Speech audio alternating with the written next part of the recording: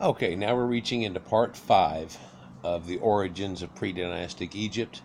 And here we've been looking at the connections of the Sumerians and how they had come into the land.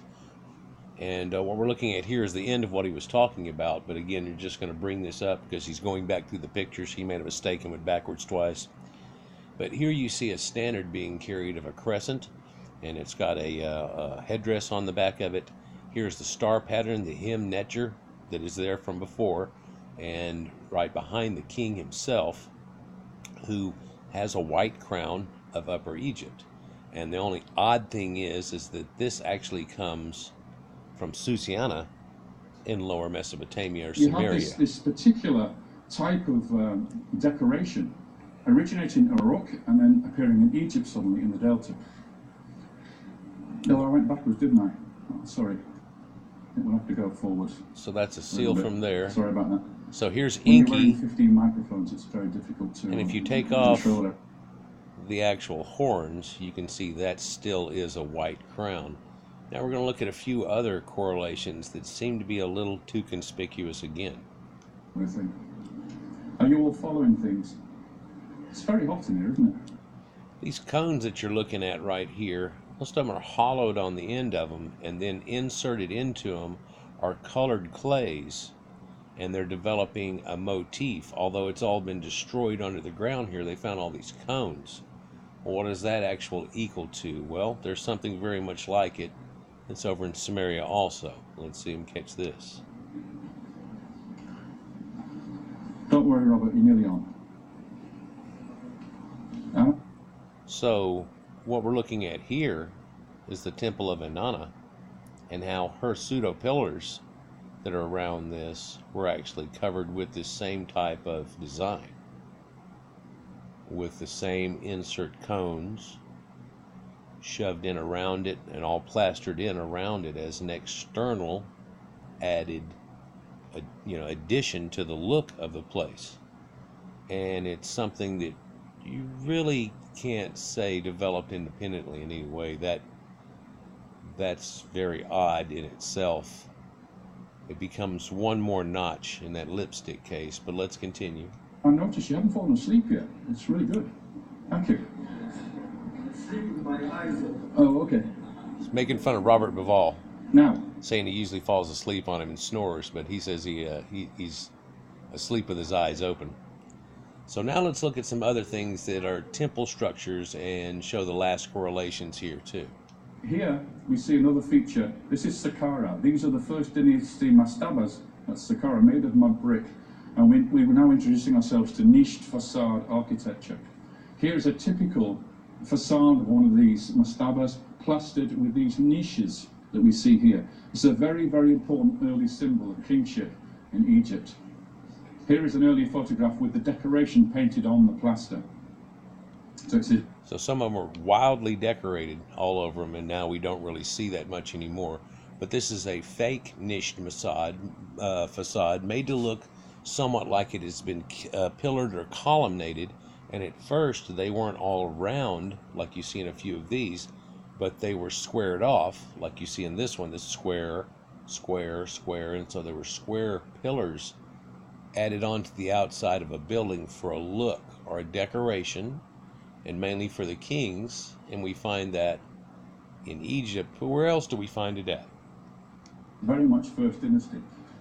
I'll give you a hint. We also see it at Abydos in the Shunet el Zabib, the great funerary temples, where we see this niched facade running along the outside of the mud brick structure. The old place is in Abydos. It's there too.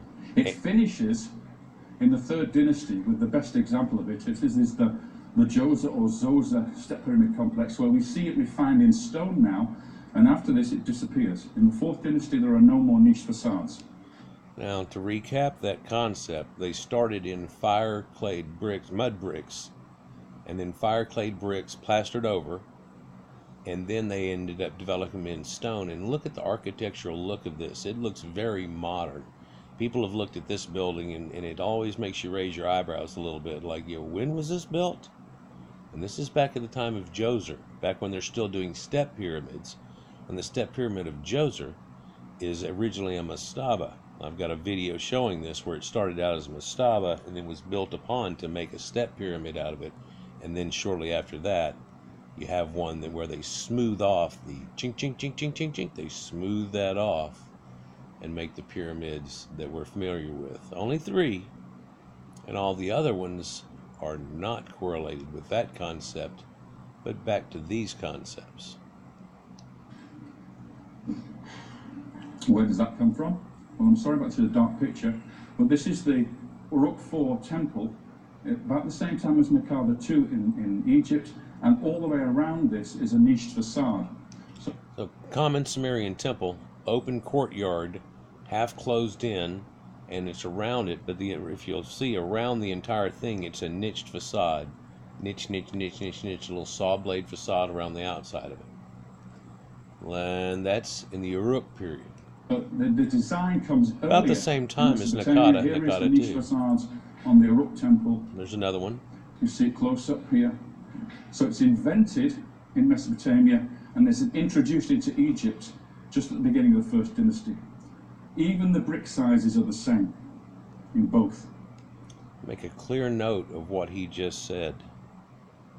Even the brick sizes are the same.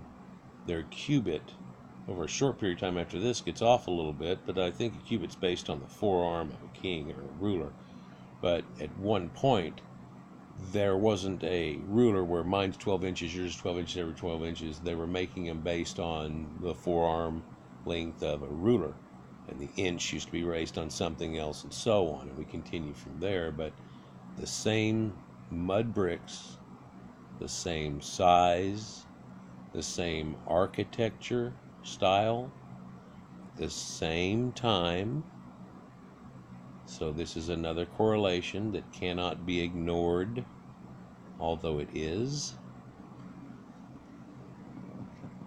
And it becomes the motif for writing the early name of the king, what we call the Horus name or the Serek name, which is where the Horus falcon is standing on a niched facade palace, and then the name of the king is spelled out in simple hieroglyphs above. So this is in fact King Jer here, or King Zer. But you all... And that's what a snake sounds for, but you can see the niche facade that's built onto the side of this, so it becomes things that are put on stelae and things like that also more, and how Horus is over this, and this again becomes the big house, and the word big house in Egyptian is pharaoh, and this is where we get the idea of pharaoh, but the kings weren't called the big house, it was his palace. So we call them today the pharaohs, but it's kind of an oddity. We're kind of calling you, it's like instead of calling the great kings of England kings, it's like calling them castles. Although there was the Castiles. Let's see this go from here and change to one more different aspect. We see this Serek feature, the Horus facade of the palace, on these early monuments. And even in the Old Kingdom, although there's no more decoration on the outside of the mastabas, we see it on the sarcophagi, on the stone boxes, we see the niched facade. So they bring it from the outside of the mastaba onto the actual box that the body is buried in. So the symbolism is just transferred, but it still exists. Now, are you talking about Sphinx? That's him as the Sphinx. He's not talking about the Sphinx, so I won't talk about the Sphinx either, in that case. I just wanted to point out to finish now, because I had to bring a pyramid in somewhere. There are elements, as Robert agrees, and I agree, and I'm sure Dominic agrees, there are elements on the Giza Plateau which are not 4th dynasty, which are earlier than the 4th dynasty. We all know about the famous Robert Schoch and other geologists talking about the erosion pattern on the Sphinx, on the enclosure. I don't want to talk about that, other people can do that. What I want to talk about is various other elements here. I don't know if you've ever noticed, but when you're coming down this road here towards the Sphinx, there is a quarry here. It's mostly filled with sand, but there's a quarry running around here, and there's a quarry on this side over here. Now we know from inscriptions that are found in the quarry that the blocks that were taken from here are used for this pyramid, the Khufu pyramid. Okay? Now let me interject something here too. If you look at the size of the pit that's here, here, and here, and you took all the rock out of it, you couldn't make these 3 pyramids, much less this 1 pyramid. Understand that, let's say we cut blocks out here and stack them back up here, then that's the same amount of volume. And so you would have to take this amount of volume and impregnate it into the ground over here, and it's going to go above ground quite a bit. Few layers there. You know, of course, each bottom layer takes a whole lot. When you get to a top layer, it's not really filling out very much. But there are beliefs that say only the top third amount could have even come out of all of this, of one of these pyramids. Where do the other ones come from? Well, I've said in a couple of my other videos, something that stinks, and it still smells. I still smell it on the wind. The idea that all of those unfinished pyramids that are everywhere were actually somewhat finished mastabas and step pyramids at one time, but the stones were stolen off of those to make this giant pyramid. As you look at it, and they tell you that a stone would have had to have been cut, moved, and placed every 2 minutes to have ended up doing this in the 25-year period that they give them to make one of these pyramids. And that becomes a far-fetched adventure. But if you find that they're moving 2/3, 3/4 of these stones and not having to cut any of them, it becomes a little more feasible. So they're just moving a shitload of them in there and then eventually stacking this all up. Of course, it's not something that could have been done just rapidly, like, oh, I got this idea, and just keep stack, just keep going, go. It's not like you're building with Roblox here. It's not like you're doing a Lego thing, and it's that simplistic and stuff to be able to do. And it's definitely, the chambers in there aren't like cut into it afterwards. They didn't make it 3/4, then cut all the chambers down in it and do stuff and then start building up. This was all placed in a certain way, so they had an idea before they did this of what they were going to do when they did it. And it's another reason that it leaves it as an enigma. But again, he's going to tell you about these. But this whole area right here is a mastaba field. These are all pyramids, well, mastabas, but serve the same type of purposes that are all through here. And he's going to talk about this road and how it's not cut right, and how this temple used to be here right in front of that pyramid beforehand and things. And we're gonna let this go. It doesn't really attach to the Sumerian thing, but it kind of does, because it's showing you that on this Giza plateau there is stuff going on way before whenever the Egyptologists say there's stuff going on. And of course, this man is an Egyptologist. Let's continue. But why did they leave this in the middle? Why did they carve the blocks out of here and out of here? They didn't know that was going to get built there. This causeway is earlier than that and that.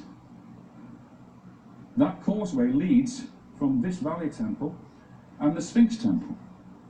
When you look at these two monuments, inside the granite there is limestone blocks, big limestone blocks, very heavily eroded, just like the enclosure of the Sphinx. There seems to be a complex here. A Sphinx, a temple here of Mesopotamian design, open central court, another temple next door which was then later lined with granite on the outside, a ceremonial way which went from the east to the west. At the top here we have another Neolithic mortuary temple. There are two temples here. There's the mortuary temple of the king next to the pyramid, and then you have a much earlier one here. As though it was something to do with a Neolithic ritual between sunrise and sunset. Robert is the man to tell you all about that, because he's an astronomer. All I'm saying is, when I see this material, I see a complex here before these great pyramids were built. But I want to just pay attention to one thing. Nobody ever goes here, but you see these massive mastabas here. They are rock cut. They are not built. They are not mud brick. But one neat thing about this road right here, everything else is based on an east-west, east-west, and this definitely cuts off at a hard angle. And someone has made the comment, and I put it in one of my older videos, that you can go to a pizza place that if you follow this road this way, down and into the city that's there now. No longer is it what used to be there, but there's a city there, of course. You go to that city, and he was eating at the Pizza Hut that's there. Yes, there's a Pizza Hut.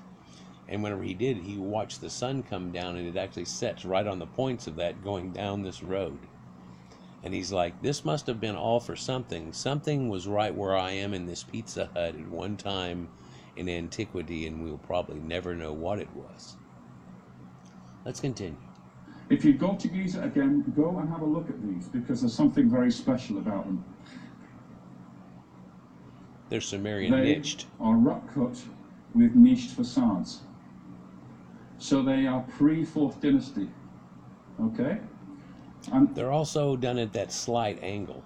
It's not the full angle of a pyramid, but it's done at the slight angle that you see in the mastabas and in the step pyramids. Like I was talking about how the pyramid building in San Francisco is that giant Atlantic point that they have their wing, and it would be something like this, and how high up that point would be as compared to the other pyramid aspects. But yet, that's the mastaba, a leaned in aspect with these coverings. But then what he's going to tell you now is that all this internal build was done later, and you can see the erosion that's on this as opposed to that, telling you that not too long after this was built, they covered it up with this aspect, and this is what was exposed for so long, with this not being exposed so much. look at this here. This is 4th dynasty. This is earlier. This rock cut mastaba here was then later faced in 4th dynasty stonework. If I show you it from a different angle, here you can see the 4th dynasty blocks in front of the older eroded blocks of niche facade. Look at the patination difference. This patination has been done by the sun. This is blonde because it originally was covered with Old Kingdom monuments, and it does not have the same patination.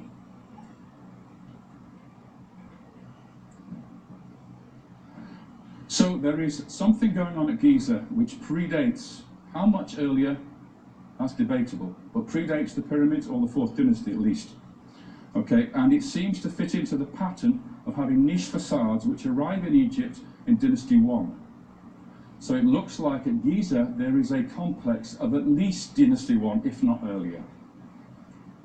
So let's look east to finish off now. We sum up with the boat which takes the king through the underworld to his resurrection, where the Kepi beetle pushes the god as the sun god up above the horizon in the eastern light land. Theology. And this also has an idea to do with dung beetles. Their symbology of a dung beetle. One of my old videos I did was God in a dung beetle. If you've ever seen that one that I did, and it's some of the Egyptian things where they had found how the dung beetles wrap their children up in that, and they roll these balls like the rolling of the sun, like the ancient idea of the primordial god that got punished so bad he had to roll a ball uphill all day, that this rolling of the sun across the sky, this chariot that rolls across the sky, this wheel in the sky that keeps turning. Is all about resurrection in the Isle of Flame. So where is the Isle of Flame? It's Bahrain, Dilmun. Well, the boat that takes these god kings, as we know, is a wooden version of a reed ship. You can see the fluting at the top there of the bundle of reeds, and then this is in imitation of the reed ship. They keep the symbology of it. This is designed to copy in wood the original reed ships which made the journey through the underworld. From Sumeria. So where is east of Giza? Yeah, this is important. Where's Look Giza? at this. Let's draw east. Sumeria. And we end up at a place called Eridu. Eridu is at the head of the Gulf of Persia, the Persian Gulf. It is the place where ships were first to arrive in Mesopotamia at this site. Eridu is the oldest city in the world. In the Sumerian kings list it says, when kingship first descended from heaven, the kingship was in Eridu. So the Sumerians tell us that this is the first city on earth. Oh, not really. The first that's controlled by kingship. Before that, it was done by the gods. And Ur, which is right up over here, is done by gods, and other of the cities were done by gods. This was the one that was done by men. So there was a time before when some of this was being built, and then other people came in and built over that, if you'll understand the meaning there. But let's look at this more. So from the east, and you see how it's just straight across there, and yeah, they could go like what's believed the Abraham journey of going up here, up the Tigris and Euphrates, and then coming down through, meeting at the Delta, going through and into Egypt. But he shows a different route and a few corresponding things that go with these reed boats.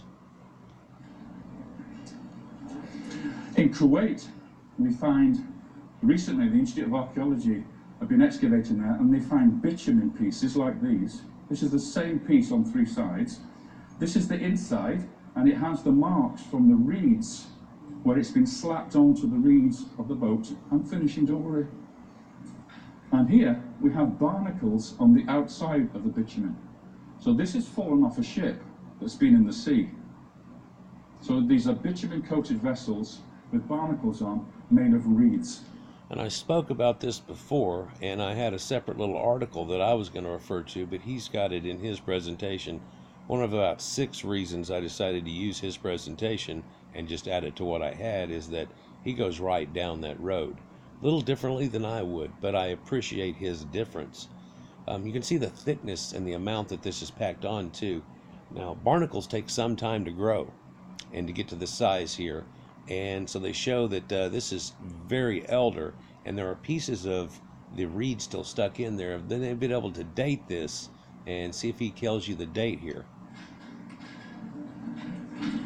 And this is from the Ubaid period, which is before the 4th millennium, before the Uruk period. It's the 4th millennium BC, it's 4000 BC, or between 3 and 4000 BC, 3000 something BC. So now we have boats that are constantly staying in the salt water, not in fresh, to have formed barnacles on them at an early date.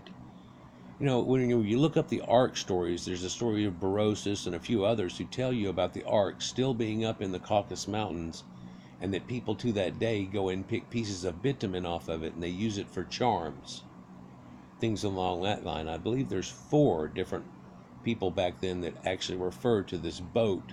It's still there, and I think 3 of them refer to people stealing pieces of bitumen and using it for charms and so on. Well, how long would you do that before there was no bitumen left?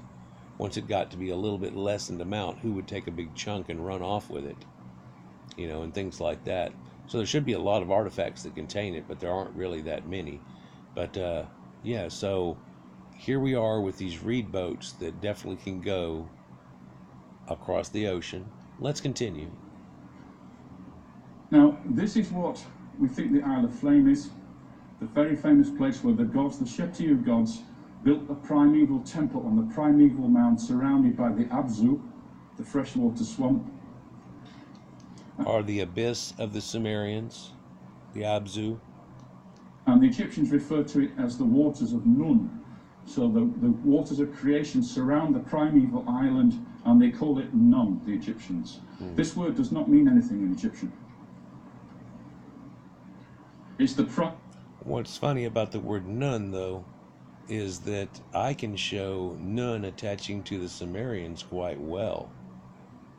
Nin and Nun attaching, and the word nun today that we use for the sacred women that are in the priesthood and things, it's still in the Proto-European languages, but Nun even attaches all the way back to the Kamyana-Mohila people I showed you at 22,000 BC that are referring to Mesopotamian gods and goddesses, even though they're way up near the Black Sea, and they're known as the Shu Nun.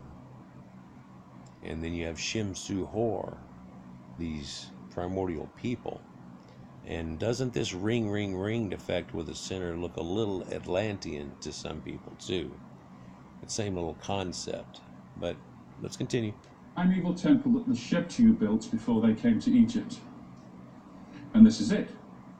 The very first ziggurat temple to be built anywhere in the world was this one at Eridu, surrounded by the Abzu, and they call this place Nun-Ki, a mighty place. And this is the Egyptian word for Nun, the primeval waters of Nun. Nun-Ki, though, is the mighty place on earth. Ki is the earth. And so now we can see these mighty people and the mighty places that they started in origin. Let's let him finish this off here. So it's actually a Sumerian word. It means mighty. What we think happened was that the pre-Sumerians come from Eridu. They sailed down to trade with Dilmun and Magan and Maluha in their vessels. Remember, these were the bitumen. And that's well attested that they did with all of these people. And if you can go out to these through, you can hug that corner and come around here too. And might even find yourself finding Egypt. Was found here.